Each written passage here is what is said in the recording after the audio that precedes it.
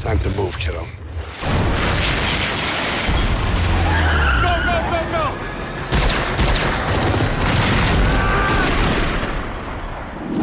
This Friday. This all fucking ends today. Join the club. What club? The Killing Club. Jason Statham. Should have stayed away. Clive Owen. The gloves are off. And Robert De Niro. If ever a lying piece of shit needed killing, it was you. The war isn't over till both sides say it is. Really?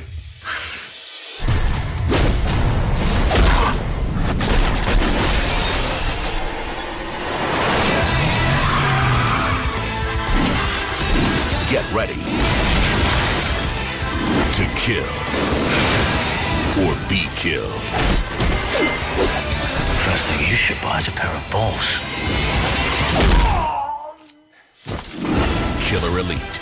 Are you upset? Would you like a lolly? I'd love a lolly. Strawberry or fuck you?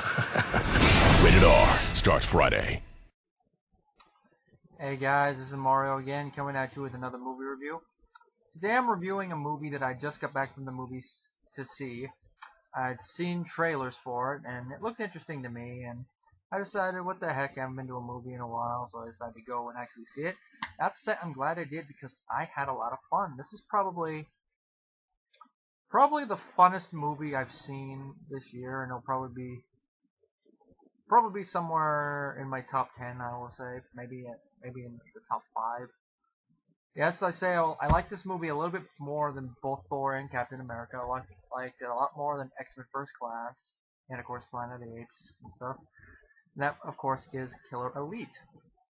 Now, as you guys see from the trailer, it's supposedly based on a true story, and I actually did a little research into this.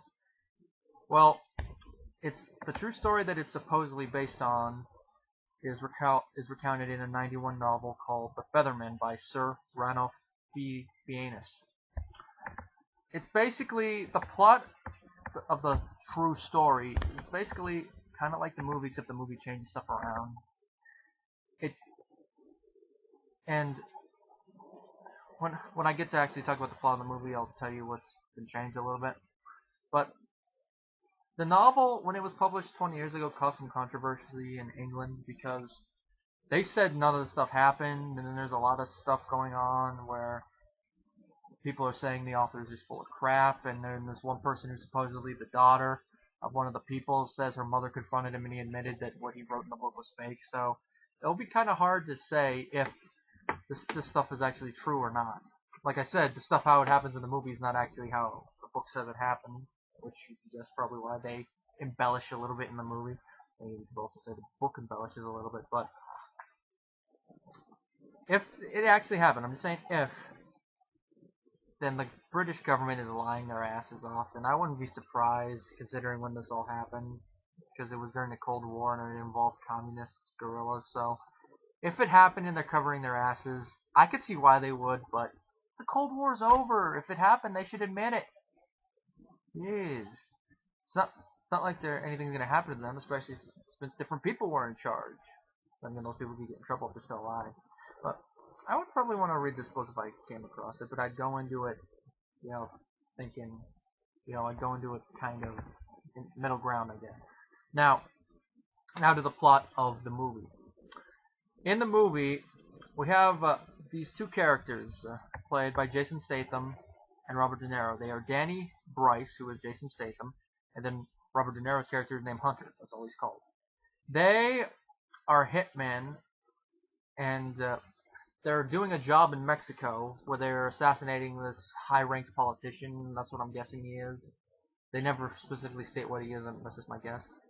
They successfully kill him, but there was a kid in the car, and they were not told there was going to be a kid in the car. And after he gets shot and they barely escape, Statham decides he's had enough and decides to retire. 1 year later, he gets a thing in the mail when he's living in Australia that Hunter has been captured, because apparently he decided to take this $6 million job for this Shah who lives somewhere in the Middle East. They never give an exact location. I think it's Oman.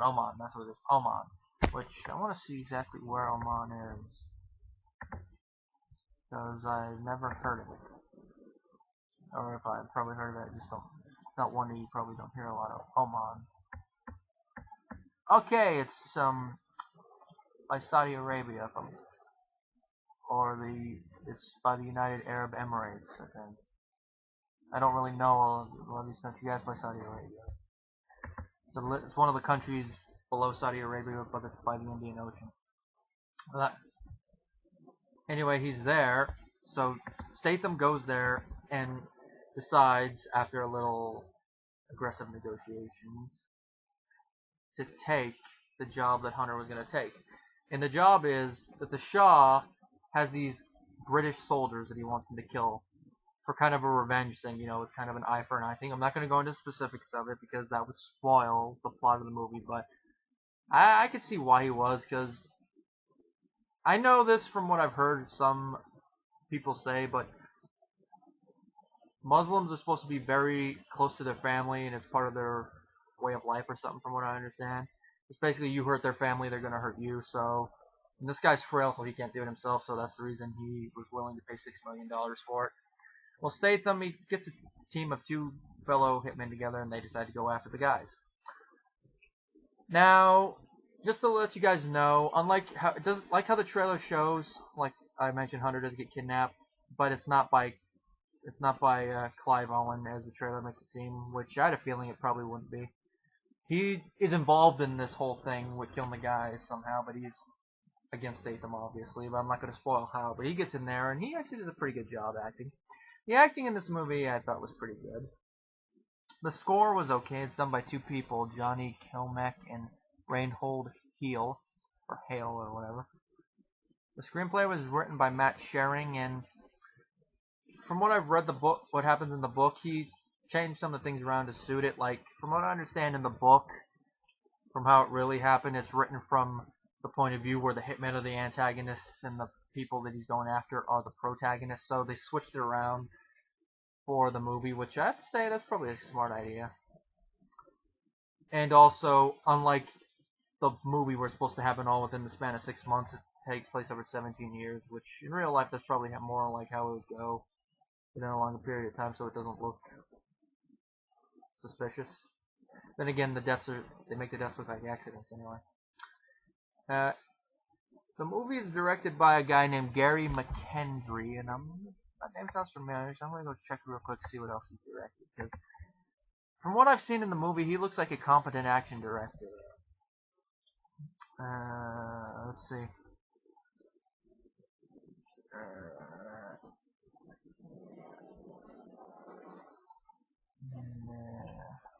If I'm reading right, this is his first film, or at least first big, Hollywood film, which, if that's true, I want to see this guy direct more action movies, because the camera was all in one place. We didn't see no shaky cam stuff. It was like normal action movie stuff. If the camera moved at all during the stuff, it was at times you would expect it. And, like I said, competent directors. Let's see what else. Cinematography, great. Editing, it's edited good way. It's not none of that quick MTV style editing.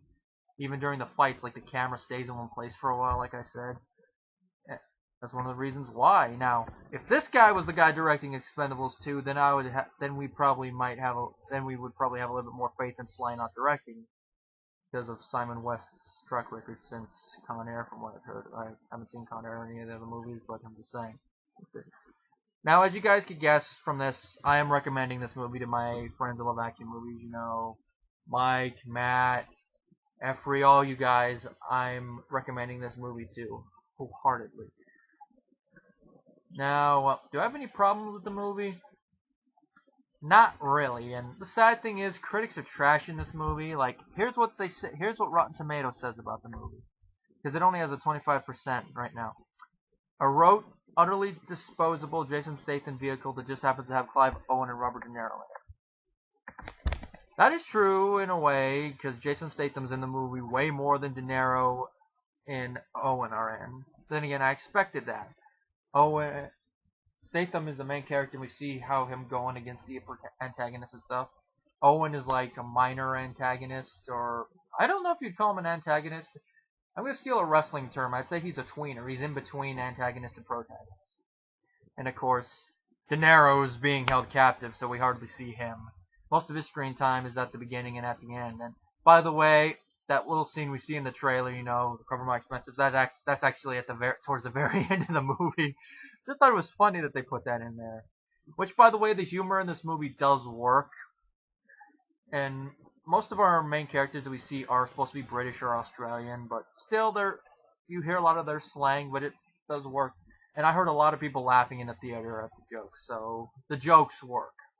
And the audience I was with enjoyed the movie as well as I did. I went away entertained, because this is an action movie that knows what it is, I guess you could say. There is politics in it, by the way. Obviously, they bring in Oman, and they bring in something, that supposedly the British sent people into Oman during a war that they were not supposed to be involved with, and they're trying to cover it up and stuff. And also something with oil. But unlike Machete, which you guys know I do like that film, I'm going to give it another watch soon, but I did enjoy it. But if you guys remember when I reviewed that film last year, one of the problems I said that movie had was that it forced its politics in your face like this. This movie, the politics is there. It's subtle though. Like through the movie, you can like sense it underneath it, but it's only in the end when they mention it that you can actually see. Oh, that's what that was about. That's what that was about. It's not pushing your face where the whole time you're like, border, the border, the border, the border. Oh, action, action, the border, the border, the border. Action, action, the border, the border, the border. It's not like that. It's like action, action, action, subtle, subtle, subtle, action, action, action, subtle, subtle, subtle, action, action, action. Oh my God, action, action. That's how it goes.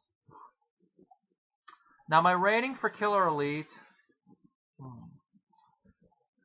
I'd have to say 5 out of 5 because I can't think of anything wrong with the movie. It'll probably be, like I said, it'll probably be in my top 5. It might even be in the top 3. That's how much I enjoyed the movie. And like I said, Matt, Mike, all you guys, if you guys are going to the movies soon, I implore you go see this movie.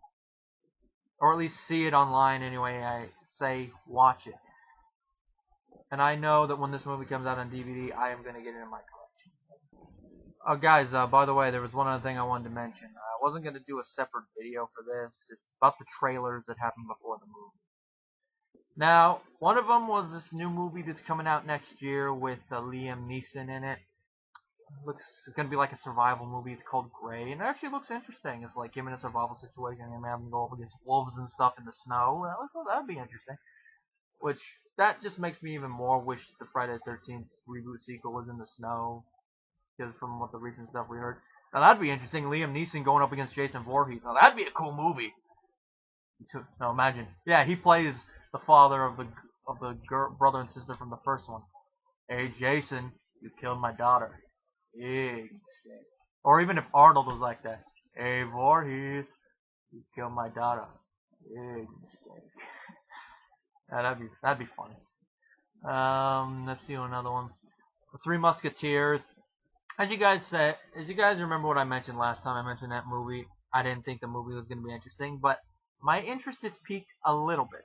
The reason I say a little bit is because it looks like the movie, while is going to be probably loosely based on the book, taking the aspects of the book, but they're adding stuff like, I haven't read the book, but I don't think that there was like blimps that were like belong in a steampunk universe in it. That's what it kind of looks like. So that looks like it might be interesting. It might be a guilty pleasure of a movie, but one thing in the movie that I saw in that trailer I should have seen coming a mile away. Mila Jovovich doing action stuff. Even Piccolo's doing a facepalm right now. Yeah, when Piccolo does a facepalm, that lets you know something stupid. Paul Wild Stallions Anderson, do you always have to have your wife do stuff like that? Is it because she gives you mouth presents? Is that the reason why you keep doing that? It's enough that you do it in your fan fiction Resident Evil films, but you have to do it in your adaptation of the Three Musketeers? Really? I don't remember her doing that in the novel. And again, there wasn't enough things in the novel, but still, turning her into an assassin, granted I haven't seen the movie, so I don't know how it worked, but just off the top of my head, I think it sucks. Let's see what other trailer there was there. I know there was a couple other trailers. There was this one that looks like it's about the Tuskegee Airmen. That's just my guess, because it's African American pilots that look like it's during World War II. It looks like it might be an interesting film, and guess what company it's coming from? Fox, and it's produced by Lucasfilm. That actually surprised me. I'm like, Lucasfilm and Fox, what could they be? Is it a Star Wars trailer? Oh no, it's not, but it looks like it's gonna be that. It might be an interesting movie. I know what you're thinking. Yes, Fox releasing an interesting movie that everybody might like, not just critics, and some people be mixed on it. Yes, it looks like it'll be an interesting movie. Will I see it in the theater? Not sure yet, but my interest has peaked a little bit. And then there's another trailer for a movie coming out, I believe next month. It looked interesting. I'm gonna check October, see if I can find it in there. I'm gonna check the October section because I think that's when it was supposed to come out. Let's see.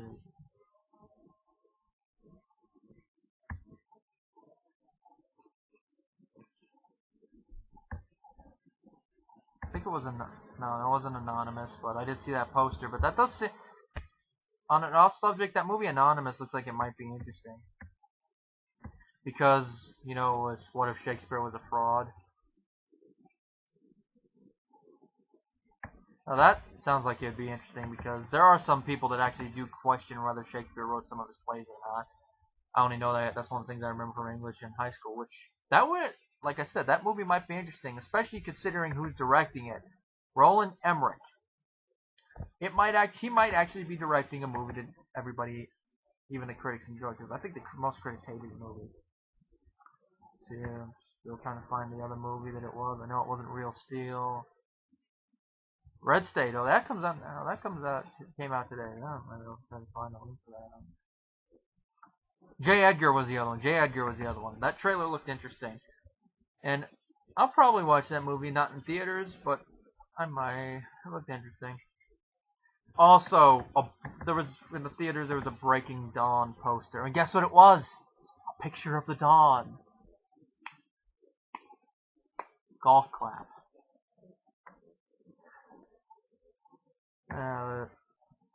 Let's see. I think that's all the trailers there were. Yeah, that was, but most of them look interesting.